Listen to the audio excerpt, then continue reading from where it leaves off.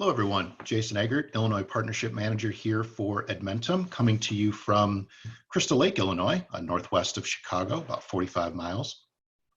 Just wanted to touch base with everybody and reach out, tell you a little bit about some things that we have going on at Edmentum right now with the COVID-19 pandemic and with the so many schools and districts going to e-learning days.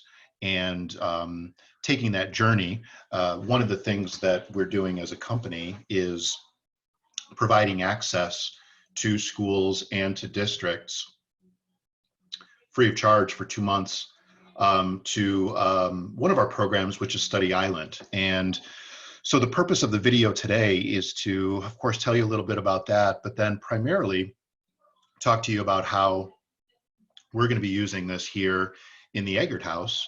Or I should say, one way that we've started using Study Island here in our house, as our boys are in an e-learning environment moving forward. We have a 7th grade son, we have twin 4th grade boys as well. So they're school-aged kids, and we wanted to give them an option, really find out how it is that they're doing, not only with their current grade level standards, but also with their previous grade level standards. So which I've got here up on the screen is our website, edmentum.com. Right up here at the top is our website. And the landing page here, of course, everyone is very focused on schools being closed right now. So of course, we want to be a resource to schools and to districts across the country.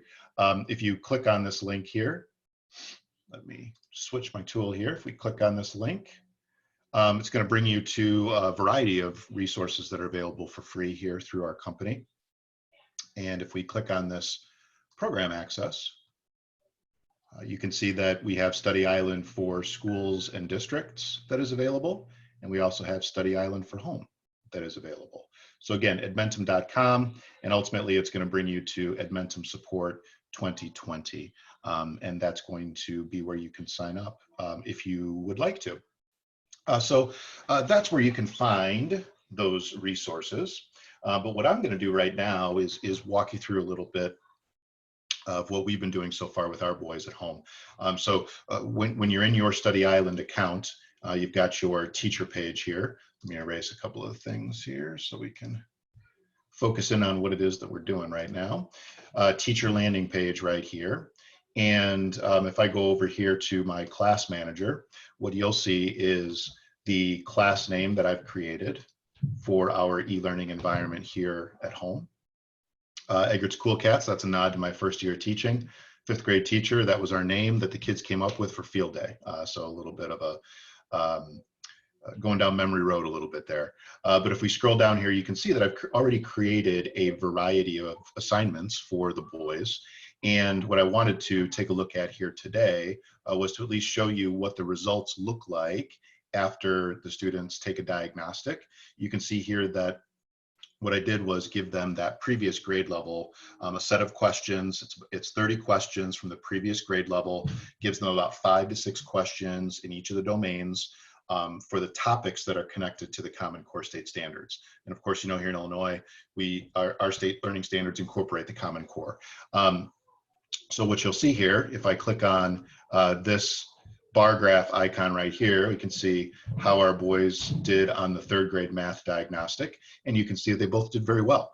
Both scored in the 90% range. Luke ended up with a 90%, John with a 93%. But based on that, then what I was able to do was to take a look at, okay, well, what were the areas where John maybe stumbled a little bit. So I can see here that operations and algebraic thinking, he missed one there, missed one in measurement and data as well. And then this is what's going to give me some topics to give to John specifically to review in Study Island as separate practice and instruction assignments. So if I go back here to my class page, I can add an assignment. Gives me a variety of options here. I'm going to create that assignment. And I'm going to call it 3rd grade math review. And we're going to do operations and algebraic thinking. I'm going to enforce the end dates. I want him to be able to have access to it now and then through the end of June. We're going to start there. Those end dates can always be adjusted later on down the road. What that's going to do then is after the 30th of June, it'll stop showing up as an active assignment for him. I can give instructions if I want to. John, do your best. Give him access to a standard or a scientific calculator if I want to. This gives me a chance down here to override any preferences. They already, the way that I have the account set up is that the kids already have access to game mode if they want to use game mode, which of course is very fun for them. They can enter into any of the activities in game mode, choose a game that looks appealing to them. As they start answering questions correctly, it's going to give them a 60-second game break, a brain break for them. Play the game for 60 seconds, then it puts them right back into that practice session. Next, I'm going to select my options, and I'm going to go down here to 3rd grade. Remember, we're reviewing that one area where John struggled a little bit, or I shouldn't say struggled, but he did answer a couple of questions or one question incorrectly. So again, just want to spiral back around, give him a chance to review. So we're going to go down here, and again, these are all of the topics that are in 3rd grade math study island. And each one of the topics, of course, has a standard to which it's connected. Some of the topics have the same, or I should say some of the standards have multiple topics that are connected to them. Again, operations and algebraic thinking is the name of this particular review, practice and instruction assignment. So there's that.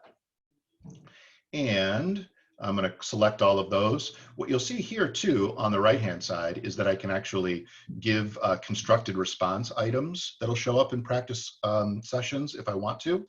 I can adjust the minimum number of questions for him to answer during any practice session. I can adjust the minimum percentage in order for him to earn a blue ribbon.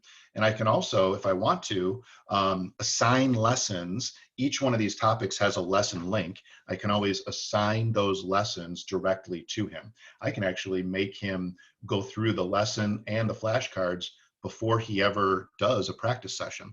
So if you're looking at current grade level standards for your students, you can absolutely enforce that order. If you want them to review the lesson, review the concept before they start answering questions, maybe it's a standard that you've already covered earlier in the year, you want to give them a chance to review, you can always you can always assign those lessons to them, so then that way they have to go through that before they start answering questions. Again, just as a review mechanism.